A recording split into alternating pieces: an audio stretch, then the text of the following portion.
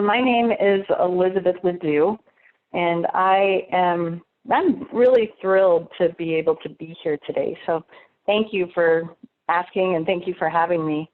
My background, I live in Colorado. I am a WBE, and I also am a Colorado Forum member, and I've been a Forum member for about 1.5 years. I'm a big supporter of women in business. I, for the last 14 years, have been a chair in Colorado for the Women Presidents Organization as well, and I also started the WPO in Calgary probably about 8 or 9 years ago, and then turned that over to another chair up there about 5 years ago. So I've got a long history with women in business, and so again, thank you for having me. Today, we have a short period of time, so I would like to just dive in with the topic. It's a journey, not an event. And this is a really important subject, transitioning businesses from one generation to another. We have an amazing opportunity with it being the largest transfer of businesses, which is also the largest transfer of wealth. Can you all still hear me? Just want to double check. Okay, I just heard a couple. Okay, great.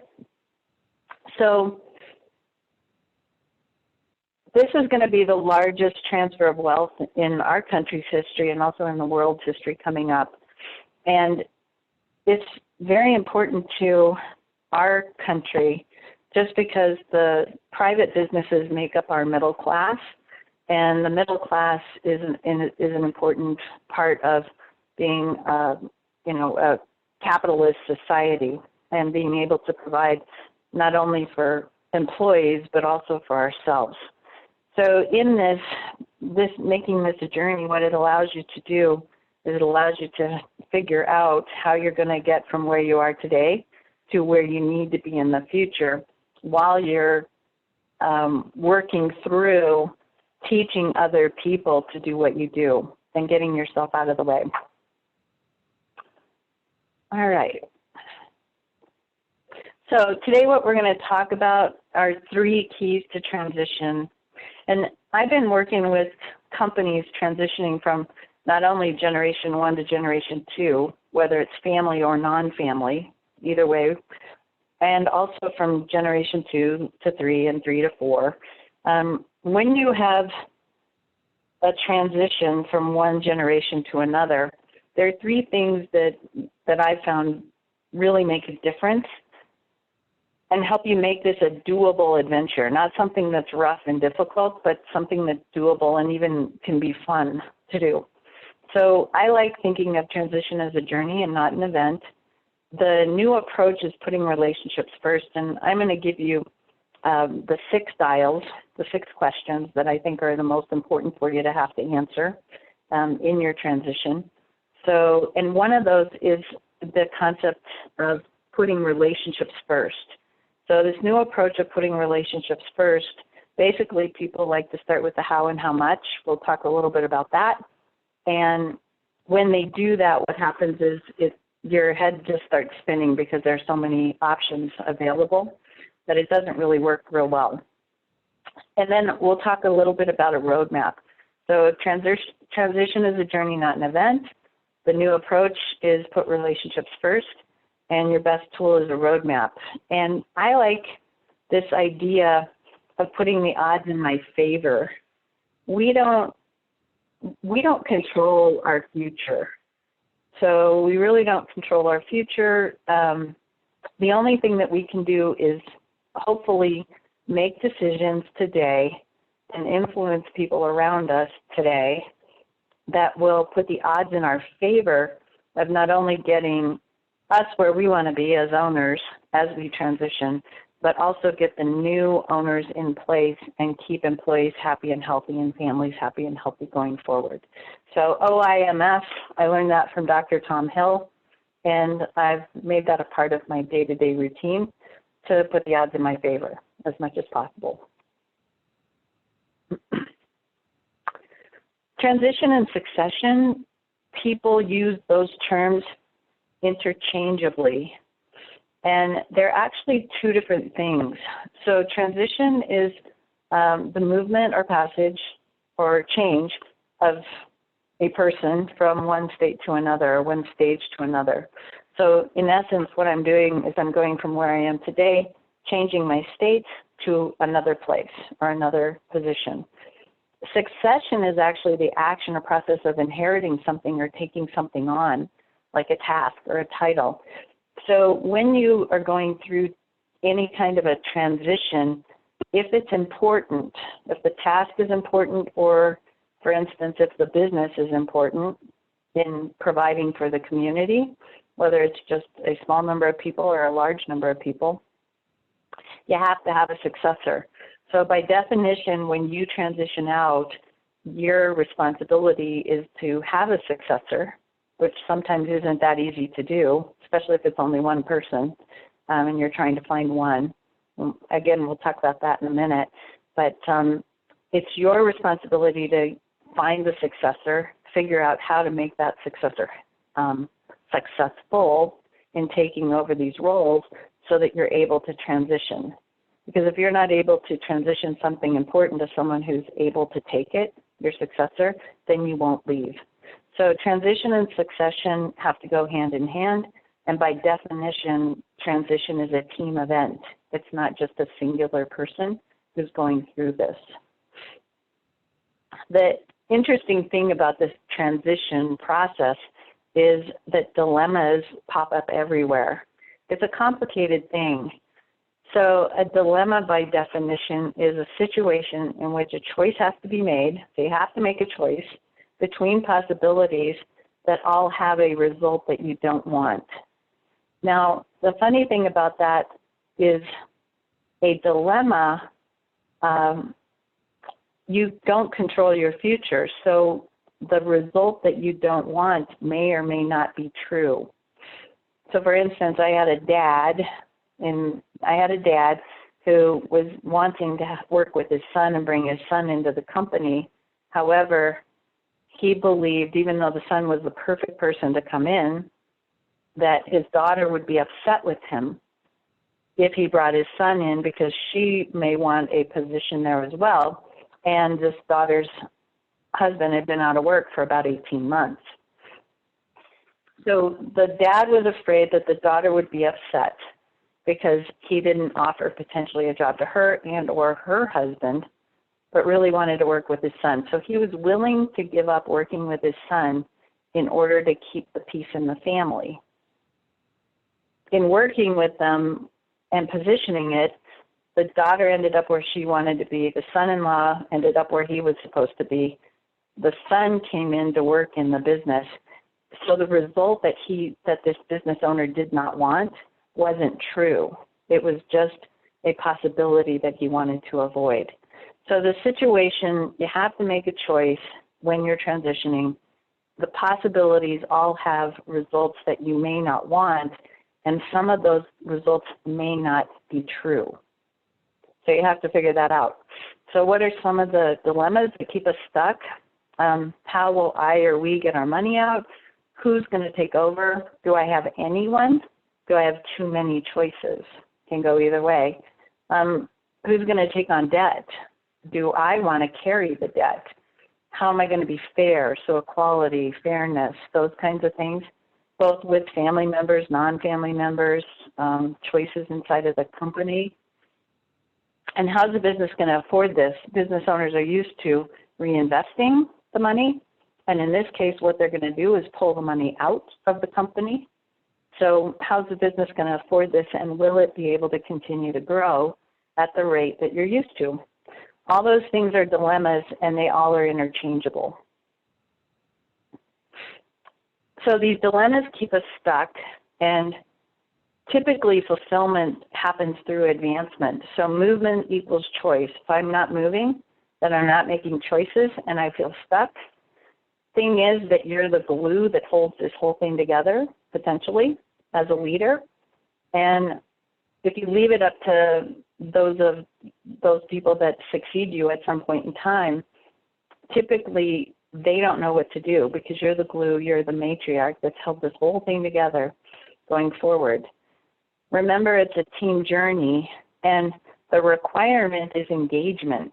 So you need your engagement, but you also need the engagement of others around you. So how do you get that?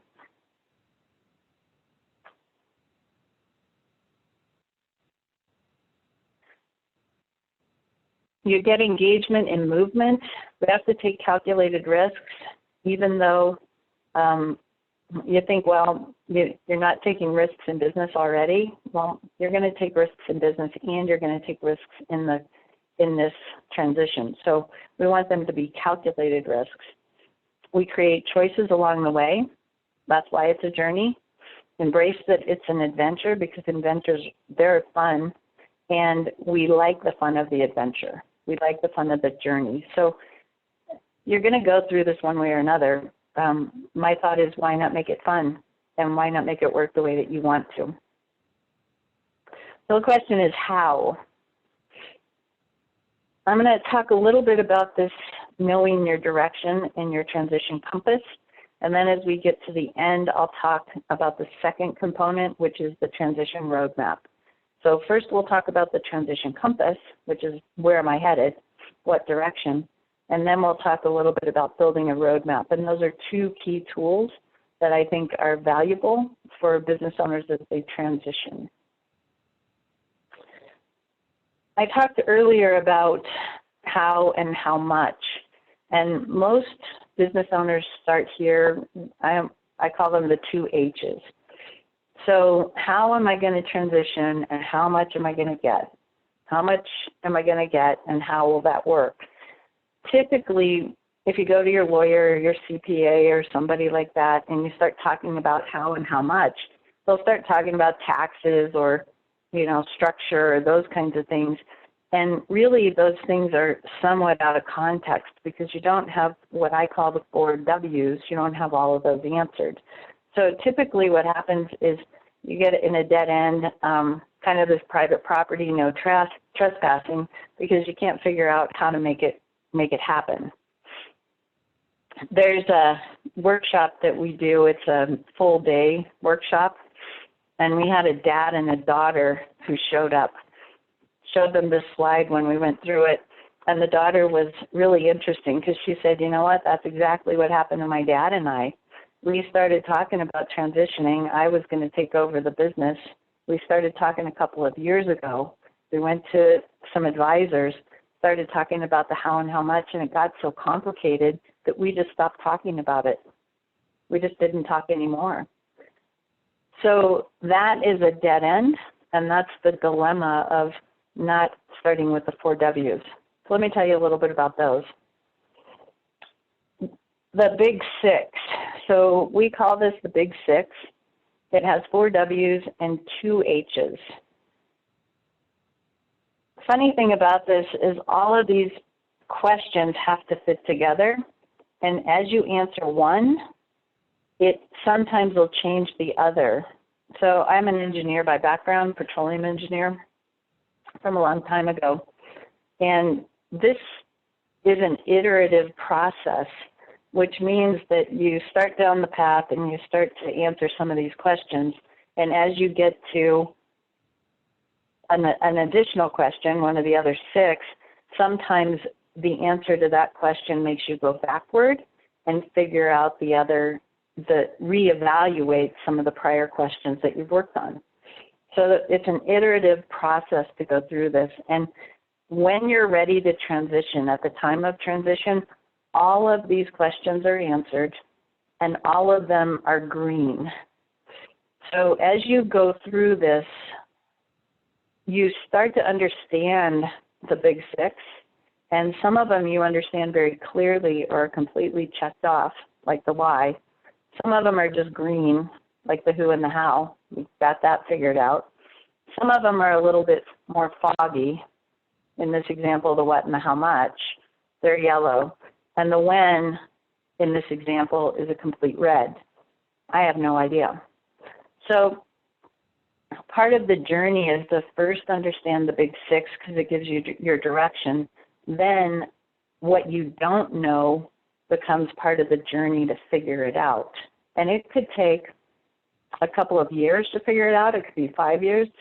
We've done roadmaps that are up to 10 years long.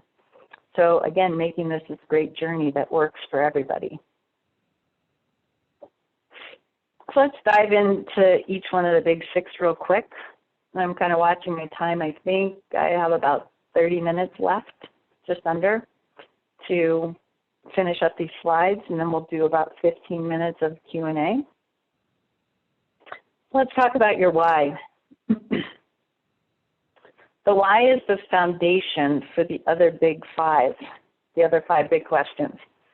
So how we do this is we start to talk about the objectives for yourself and also for those that you serve.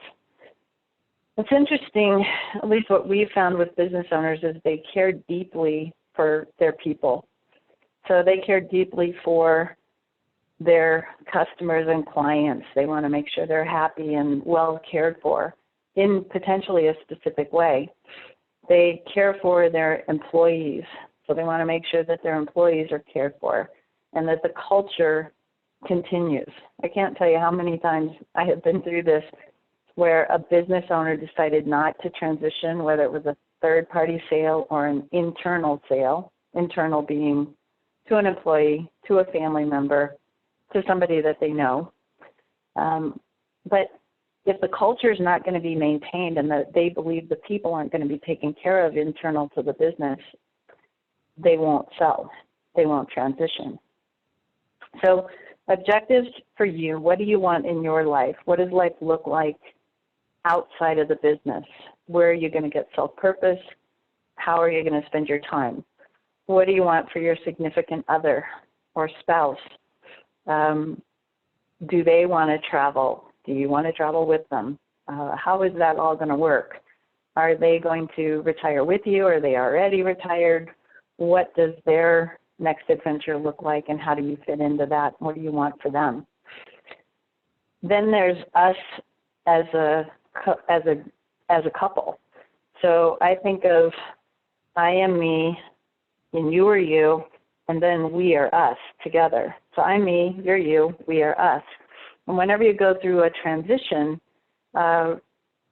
you're changing the I am me part, potentially changing how you're spending your time and giving up something that's been probably relatively consuming over your last 5, 10, 20 years. The other person, your significant other, also is an individual. So there's I am me, you're you, and then we are us. So how do we build our life together? Then if we have kids, how do we want our family to be our immediate family? And then if we have additional people, like fathers, mothers, brothers, sisters, kind of thing, nieces, nephews, what do we want for that? Do we want to make sure that we all get together at Thanksgiving every year and keep that going? And how does that work? Then you've got the business. So specific employees, what do you want for them? Collective group of employees, what do you want for them? If you have a successor in mind, what do you want for them? What do you want for the business, customers, vendors, etc.? So we have a thing called the objectives matrix that we use, and this objectives matrix is very helpful in organizing all the things you want. One of the things that is important here is on your objectives, we encourage you to list everything you want, including things you already have. So hopefully you're living some of the life that you want to live. Maybe you're living in the place that you want to be long term, maybe not. Maybe you already have the second home that you're interested in that's up at the lake. Maybe you're already, again, spending Thanksgiving or spending Christmas together. Or maybe you've already got the time that you want to do some of your fun things.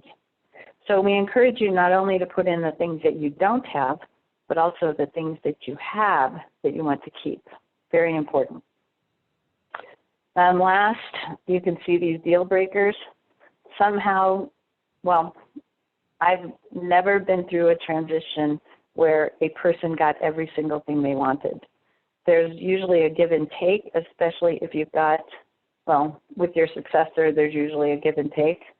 But if you have partners, there's usually a give and take there, because partners typically are at different places in their lives and they have different foundations. Could be financial foundation, you know, a need for money versus not a need for money, independently wealthy versus I need some money to make sure that my financial situation works going forward. So the deal breakers are for prioritizing what is most important to you, because those are the things that you'll give up last, and those are the things that then it just helps you to communicate what's most important. Okay, so number 2 is what? What do I have to sell? Selling the business is a collective business, but if you take a look at it, you might have an entire business to sell. You might have assets that you could divide up. You might have real estate as an asset. You might have other things. So this may sound simple, but for many, many years, you look at the business as a whole, and you look at it as all the parts are necessary to make it function properly. At times, though, if you separate it, then it gives you a new perspective or new clarity. So your what do I actually have to sell? And kind of diving deep into that and taking a look. It may look exactly the way you think that it does today. However, it's a simple example, but a family who had a nursery business, so greenhouses, had 2 kids. The business was working as a whole with multiple greenhouses. The family had a foundational desire not to tie their 2 boys into business together. And so what they did, so the boys didn't have to be in business together, is they split the greenhouses. So they ended up gifting half to one son and half to the other son. So technically, the 2 sons were in competition with each other because the greenhouses were not far apart from each other, but it gave each one of them the ability to be in business for themselves and to do what they needed to do, which was a desire of the family that actually came out of the why. So a simple example, looking at what you actually have to sell helps because it gives you different perspective of the puzzle pieces that you've got. Number 3 is the who.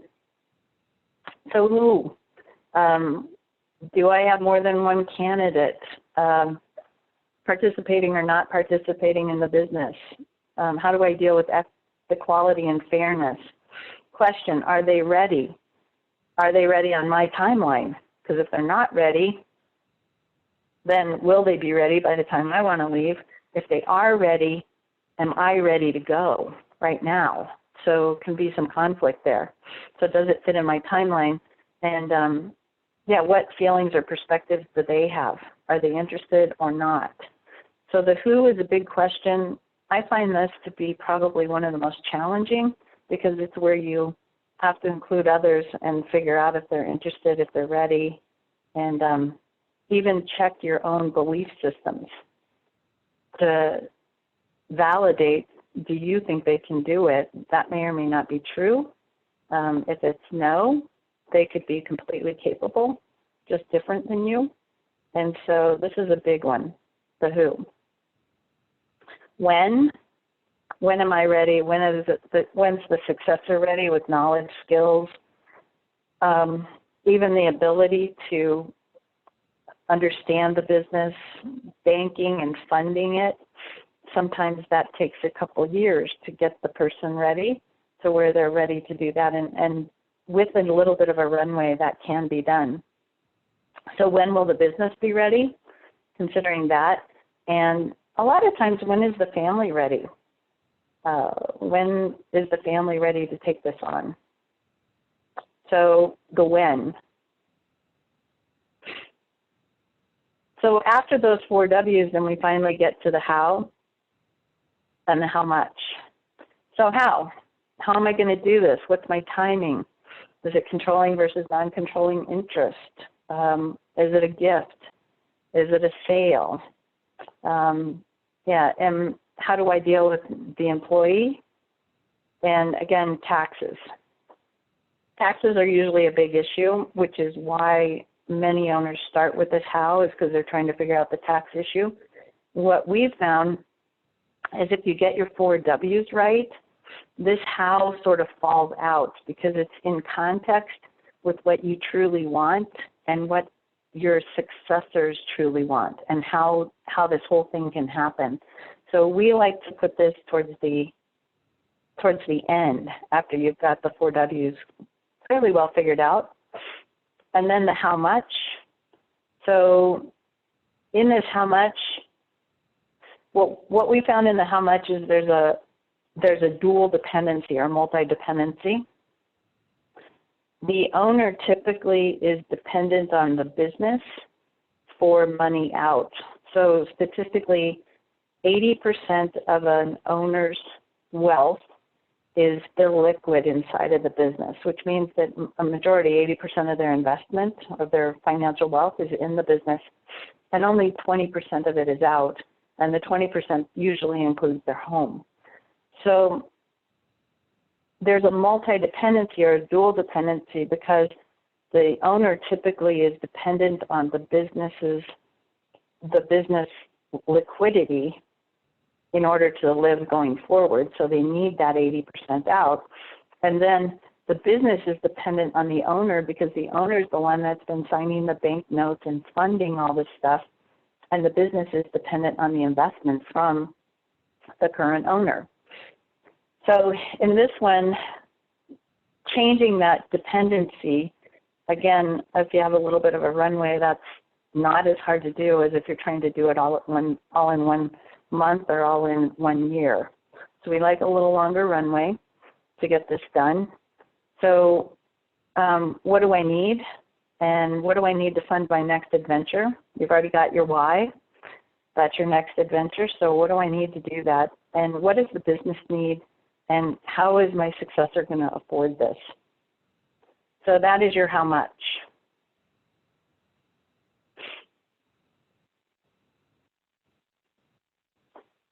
So for the last few minutes, we'll talk about this new approach. Remember, it's a journey, not an event. We're putting relationships first, and a roadmap is your best tool. So by doing the transition compass, which is the big 6, you're able to put relationships first. So this is a diagram of our roadmap process, and it's got some basic pieces, just 3 basic pieces that I'll talk about. First is transition clarity. As a leader, it's difficult to bring anybody on your journey with you if you don't have transition clarity of where you're headed. This transition compass, the one that I just showed you, and I'll show you again in a second, the transition compass is what helps you get this transition clarity. It helps you to understand what you know, what you're foggy on, and what you don't know and need to figure out. So it gives you the opportunity to not know everything because it's very difficult to know exactly what's going to happen in the future, as we all know. So we need this transition clarity. The big 6 and the compass give you that. The next piece is this roadmap. The roadmap it's a timeline. So the roadmap says, hey, this is where I'm starting today. This is what I'm going to accomplish over the next year. These are the conversations that I'm going to have. And this is where I expect to be in 1 year, 2 years, 3 years, 4 years, maybe even 10 years. I'm giving myself this long runway in order to communicate with people, develop people, and do all of the work that I need to do. Then you go out and you do your progress. So you start implementing and make some progress. Then we come back, reconfirm the compass with the big six, right? Because things change, like tax laws change, banking, business.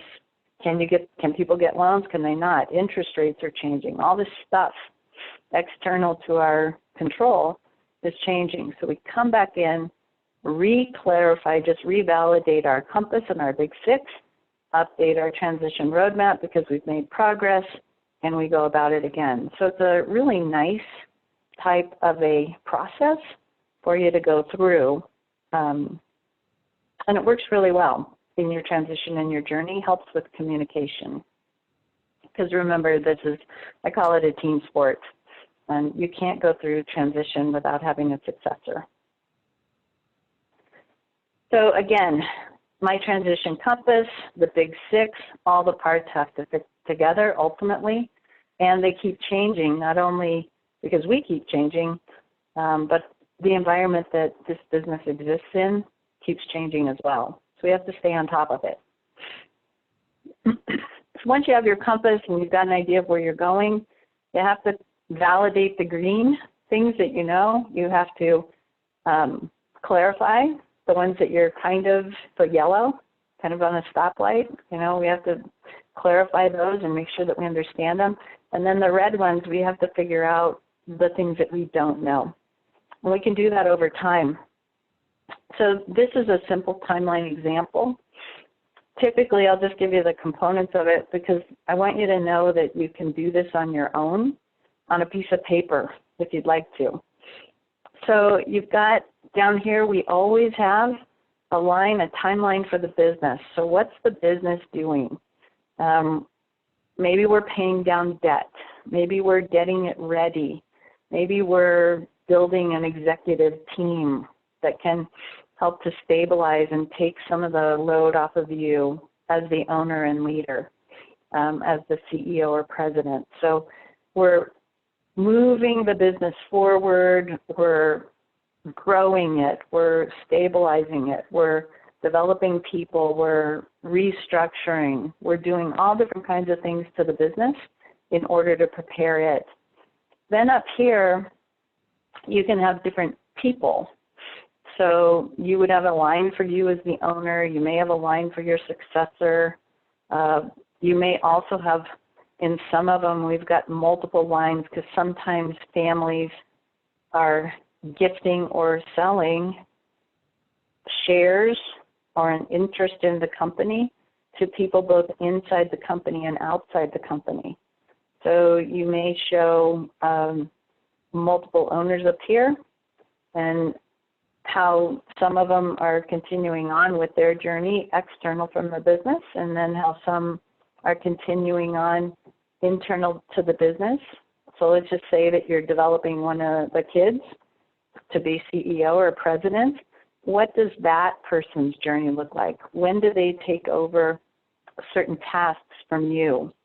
So you'll be able to see multiple people here, what their development is, what your development is, when you're supposed to be teaching things or someone else is, and when your successor or successors are taking over certain tasks. So we can show on a timeline ownership transfer, development of people, development of you, retirement,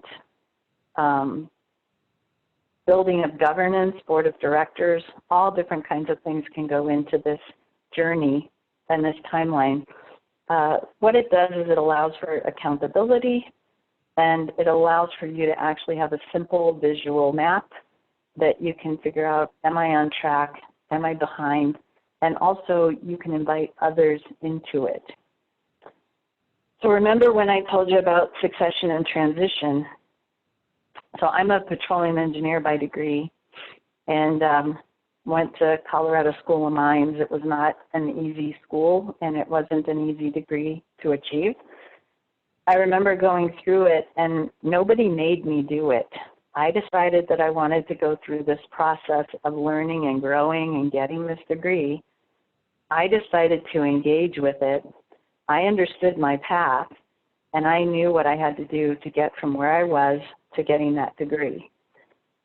Being a successor is not unlike that. The problem with succession and being a successor is many times the person transitioning doesn't set up the curriculum.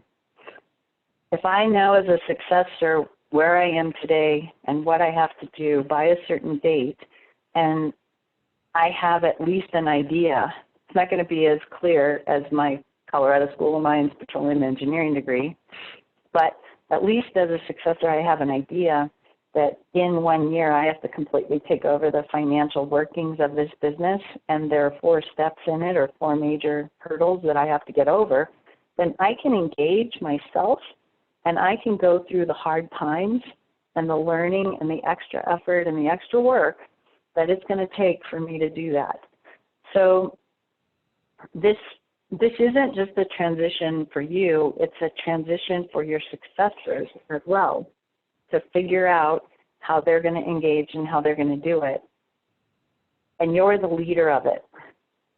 So you're the one that is handing over and teaching and becoming a mentor, and that requires new skills for you and also learning for them. So I just wanted to say that about your successor. Sometimes the successor looks as though they're not interested when what they're really doing is waiting for you to invite them and tell them what they have to do. All right, so roadmap tips, real quick. I think I have about 7 minutes. So things to include in your roadmap. What things to position yourself for success. So what do you have to do in order to position yourself for success, which includes positioning yourself for letting go of certain things. Again, what we've found is the last things to be transitioned are the most crucial things for the business survival. So things like financial, taxes, those kinds of things, cash flow, banking, those are the last things that get transitioned. And again, sometimes key clients or key vendors that are crucial to the business. So how will you drive the value of the business? A need versus a want. So do you need to drive the value of the business? Do I need it for my retirement and my financial future? Do I want it? Those are 2 totally different things. Or am I happy to gift it because 10 years from now I plan to be financially independent of the business so that I can gift it to my kids or somebody that I would like to do that for. Financial independence, right? Timeline to make that happen. New governance. New governance is crucial. During this roadmap and journey, you're going to be making decisions with others. So it's difficult to go from making the decisions independently, or even as a team if you have partners, to not making the decision and having someone else make it. There's a period of you make the decision, you make the decisions together, and then they make the decision. So there are 3 major segments to that. New governance makes all the difference in the world. And it changes the way that you approach decision making and what can and can't happen at different levels within the business. It also helps the successor. So new skill development for yourself and for your successors. Again, milestones for learning and growth so that the successor can engage. And then we want to practice letting go before it's time to let go. So my story here, I remember my second son getting ready to, go off to college. I was going to be a single mom at the time. And I started watching him, and he came to me, and one day he goes, "Mom, can I stay out past midnight?" And I'm sure many of you have had this same question. "Mom, can I stay out past midnight?" I was like, well, I'm not going to make that decision. I know what I would say, but let's talk about it. So we walked all the way through it and what the risks would be, and if he got caught after curfew, after midnight, what that would look like and what impact it would have on his school and his playing hockey and all of that. And so we just walked through it, and he decided to come in by midnight. That was his choice. So I think about practice letting go before it's time to let go. In that example, I didn't make the decision. I helped him walk through his own decision and the logic behind it. he made the choice. I, though, had to be okay with either choice he made at the time. So I was practicing letting go before he went to college. You'll do the same thing with this transition. You're trying to get your successors to where you're walking them through it. They're actually making the decision. And if they make one that you wouldn't make, how do you handle that, right? You don't want to give them enough rope that they hang themselves, but they need a little bit of wind. So you lead your team through the journey until they're ready to lead you is the idea. And they have to have wind in order to do it. We grow best when we have challenges. And so if you're familiar with the biosphere in Arizona, the scientists originally got some trees from Africa, brought them into the biosphere. They were supposed to grow to be extremely tall trees and very strong and healthy. And the trees started growing, and the limbs started breaking long before they were of their height that they were supposed to be. And the scientists did a little bit of work, and what they figured out is that the trees were breaking because there was no wind in the biosphere. So people need wind in order to grow. They need it to be strong. So you don't, again, want a hurricane, but you do need to allow the wind and allow them to figure out how to fail and get up and keep going, just like you've done in the past. So the best tool we think is a roadmap. It helps you to stop spinning, start communicating, have a framework for your discussions and decisions, invite others in. It gives you flexibility because it's a future that truly is unknown. You don't know what's going to happen. And we need to keep accountability so you keep yourself moving forward.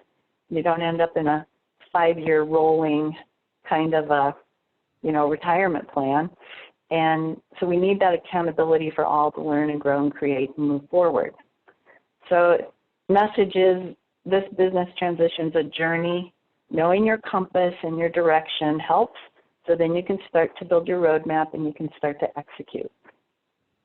Okay, and I just want to offer at the end, we do this complimentary 3/3 meeting. It's to find out about you. You can find out more about us, and then sometimes we provide you with some tools during that 3/3 meeting. It's just a complimentary thing, so if anybody would like to take advantage of that, would love to have you do that. So transitioning well could be the most important thing you do in your entire career. It for sure is a risk. So treating it as such, make it a calculated risk. Put the odds in your favor. And want to look at it as an adventure because you're going to go through it anyway. So why not make it exciting and make it as fun as you can, because it truly is a great adventure. And again, if you want to have a 3/3 meeting, be happy to do that with you. So thank you very much. Elizabeth, thank you very much. That was a great deal of information in a short period of time. So thank you. Kind of like a big download. Very thorough. Before we open the floor to any questions, I'm going to pop the first one off at you. So, of course, I'm not ready to transition. However, is this something that they should be looking at even in the early years to prepare for? I think that as you build your business, I think that you're always looking at transition. You never know, truly you never know what's going to happen to you or in your life. I have another model it's called the entrepreneurial flight, and I think that at all points you're building and growing your business, and if you keep in mind that you want it to carry on without you, I think that that's just the foundation of building the business. As you move up and gain skills, you have a succession culture. So if you think of when you started, you were doing certain tasks and now you're not, that's a basic transition. So I think you're doing that at all stages. Okay, very good. Very good. Thank you very much. I greatly enjoyed listening. So we're going to open up the floor to some questions, and that Elizabeth will be more than happy to answer, which means I'm going to unmute you. We do have a lot of participants, so if you have background noise and you don't currently have a question, I ask that you just automatically mute yourself again. But Great. anyhow, let's go ahead and unmute everybody. I don't think so. And great. Thank you, ladies and gentlemen, for attending. No, but you got timesheets from all the contractors. Okay. All right. So does anybody have any direct questions that they'd like to ask Elizabeth?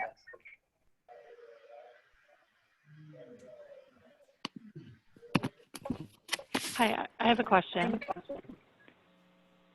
Can you hear me? Yes, we can hear you. If you'll just tell us your name and then go ahead. Okay. Elizabeth said if there's business partners involved, that there's give and take on both sides. What are the recommended first steps if the two parties are very, very far apart at the beginning? Okay. So the question is, basically you have two partners. There's a little bit of an echo. Give me 1 second. So Let me basically, mute.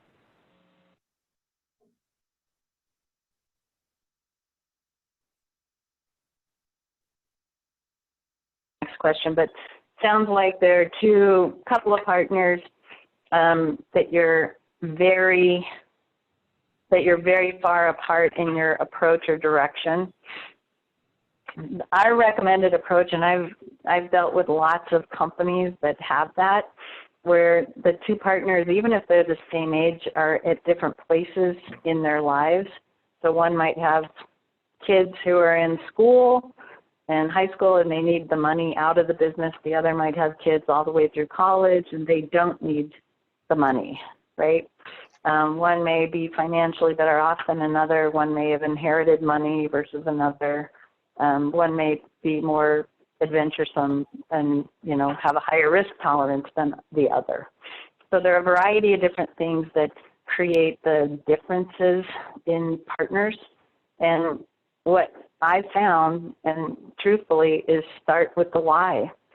If you figure out what each one of the partners needs in their lives, and then you integrate it back and have open communication, because the structure gives you the opportunity to have candid conversation.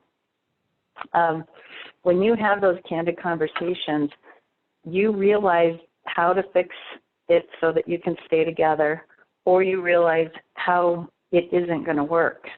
So instead of just putting your head in the sand and going, oh, we'll just figure this out, or we'll just ignore it, engagement, you tackle it, you look at it and go, hey, let's fix this if we can, and if not, then let's do this well, right? Because one of us needs to transition anyway. So let's figure out who it's going to be, how it's going to work, and support each other in our world. So again, putting relationships first. So your why is really how you get that done. Very good. I hope that answered your question.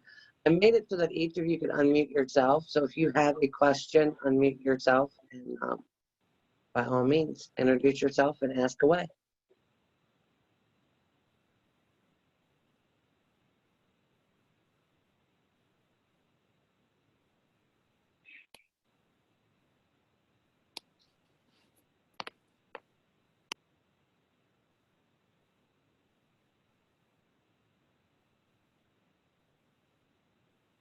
Rosita, I saw you unmute. Did you have a question? Yes, this is Rosie. I'm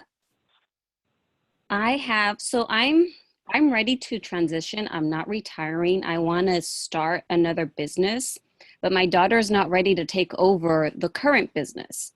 So I've been in limbo as far as trying to figure out how to maintain in this current business while knowing that I'm keeping this other business that I want to start on hold.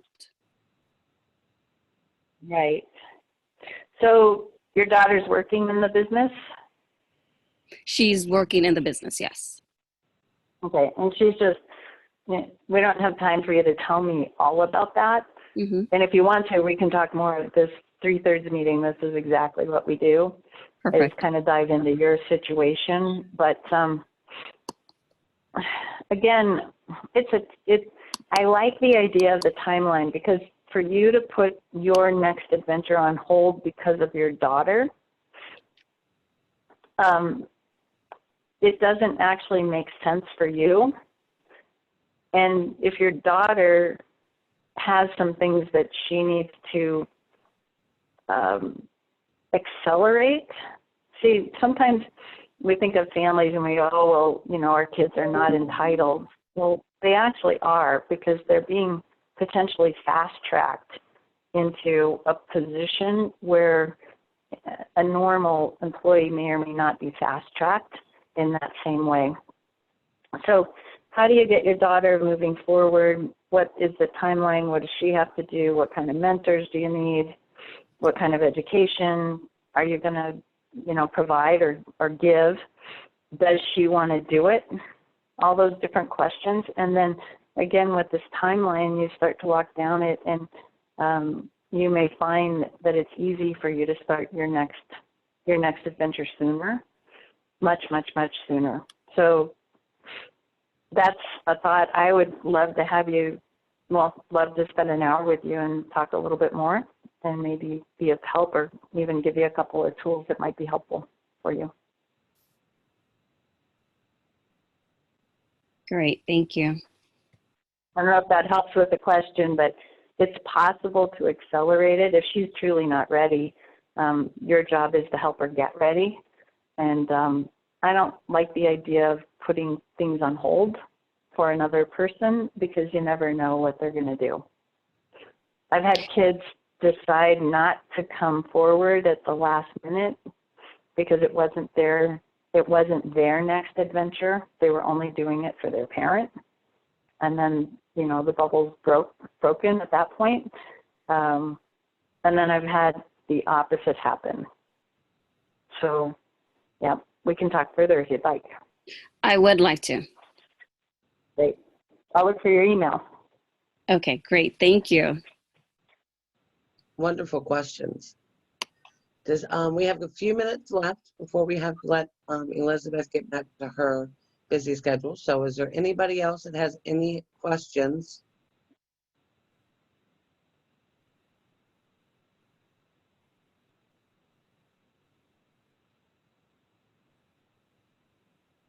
Sometimes it takes a little bit to maneuver and get that unmute button. Right. However, I want to thank everybody for coming and attending. You had an absolutely great turnout, Elizabeth. Thank you very much for your time that you invested into presenting this webinar and preparing for it.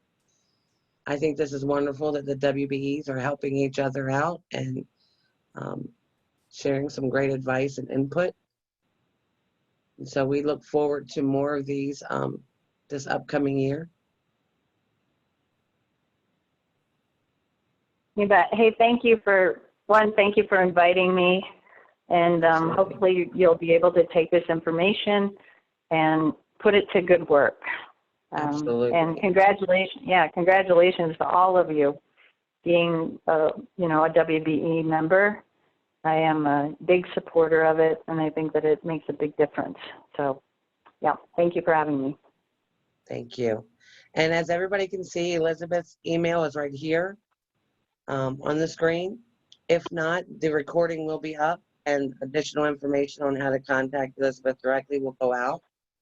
So, to all the participants, and I want to thank everybody again. And so, since we don't have any questions, and I know everybody would like to get back to their day, we're going to let everybody go. And Elizabeth, again, thank you very much from WBEC West. We Thank you. appreciate it. Be well. Everybody have a wonderful day, and thank you again.